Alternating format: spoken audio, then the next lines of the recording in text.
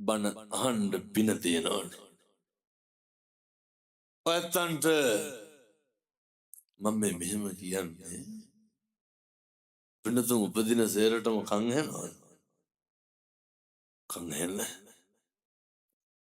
උපදින සේරටම කතා කරන්න පුළුවන්ද? බෑ. උපදින සේරටම ඇවිදින්න බෑ. උපදින සේරටම කන්න බොන්න බෑ. ඒ හැම අවස්ථාවක්ම